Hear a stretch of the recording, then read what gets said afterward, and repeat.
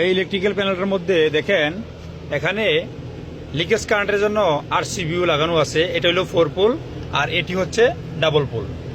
তো দেখেন এটা কিন্তু এখন লোডে আছে। যদি এখানে একটা টি লেখা আছে, এখানে যদি আমি ট্রিপ করে দিই, দেখেন আমি ট্রিপ করে দিলাম, এই যে ট্রিপ করে দিলাম, এটা ট্রিপ হয়ে গেল। এখন যদি আমি এটা যদি উঠাই, কোনো সময়টা থাকবো না। জুনিয়র ভাইদের জন্য বলতেছি, দেখেন থাকবো না যতক্ষণ না পর্যন্ত রিসেট করি। তো আমি এটা রিসেট করতে দেবো, আর রিসেট করার আগে অবশ্যই আমার যে লোডগুলো আছে এগুলো আমরা কি করবো, আনলোড করে দেবো। এগুলো আনলোড করে দেবো, আনলোড করে দিলে ভালো, কারণ হঠাৎ করে আমাদের লোড নিব না। আর আমরা জানি যে কোনো লোডে কিন্তু স্টার্টিং কিন্তু অনেক কিন্তু কারেন্ট নেই, তাই আমরা আনলোড করে দিব যতগুলো আছে, এবং কি সুইচগুলো আরও নিচেও আছে, এগুলো আমরা আনলোড করে দিব। প্রয়োজনে আমরা সিলেক্টর সুইচ যেগুলো আছে এগুলো থেকেও কিন্তু আমরা অফ করে দিতে পারি। এখান থেকে সিলেক্টর সুইচ যেগুলো আছে, দেখেন সিলেক্টর সুইচ যেগুলো আছে এগুলোতে কিন্তু অফ করে দিতে পারি। তাই আমরা যেহেতু ব্রেকার অফ করছি আর করার প্রয়োজন নেই, তখন আস্তে করে আমরা এটা রিসেট করে দেবো। এই যে এখানে রিসেট করে দিচ্ছি, রিসেট করে দেওয়ার পরে দেখেন এই যে উঠেছি, অন হয়ে গেছে। বাস একটা একটা করে আমার এই সিট নিয়ে ইনসাইড সিট এটা আমার অফ থাকবো, আর বাকিগুলো অন ছিল, আমি যেগুলো অন করে দেবো, কারণ এটা আমার রিভার্স ফরওয়ার্ড এখানে আমরা অফ করে রাখছি, কিছু লাইন ডিসকাউন্ট আছে।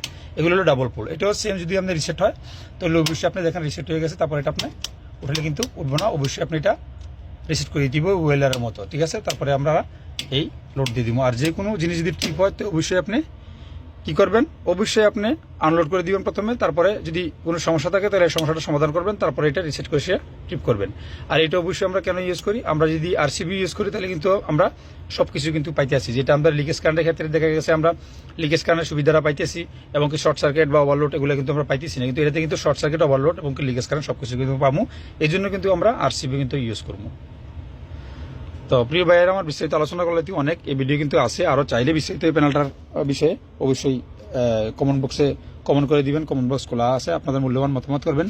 তো স্টেপ বাই স্টেপ দেখেন, একটা ভিডিও কিন্তু সবকিছু নিয়ে কিন্তু আলোচনা করা যায় না। দেখেন প্যানেলটা দেখেন কত বড়, তো এগুলো নিয়ে আলোচনা করা যায় না। শিখতে হইলে এবং কি জানতে হইলে জুনিয়র ভাইয়েরা অবশ্যই পাশে থাকবেন, আর এটা ফলো করে রাখবেন। আর কোন বিষয়টা নিয়ে জানতে চান এটা বলবেন, কিন্তু এক একটা ম্যাটেরিয়াল নিয়ে বলতে হইব। যেমন ধরেন এখানে রিভাইস ফরওয়ার্ড আছে, তারপর সে এখানে ট্রান্সফর্মার ইউজ হচ্ছে, তারপর এখানে একটা ফেস ফিলার রিলে আছে। এই এত বড় প্যানেলটা কিন্তু এই ছোট্ট দেখছেন 2-3টা ওয়্যার আছে, এবং কি আউটগোয়িং ইন হচ্ছে একটা, আউট হচ্ছে একটা, এটাই কিন্তু আপনার এটা কন্ট্রোল করে। এখানে যদি ফেস যদি দেখেন একটা গ্রিন কালার আছে, এটা নিয়ে আমি একটা ভিডিও করবো ইনশাল্লাহ বিস্তারিত, যদি আপনারা চান। তো প্রিয় ভাইরা আমার, দেখা হবে নেক্সট ভিডিওতে। এই পর্যন্ত সকলে ভালো থাকেন। আল্লাহ হাফিজ, ফি আমানিল্লাহ। আসসালামু আলাইকুম রহমতুল্লাহ বারাকাতুহু।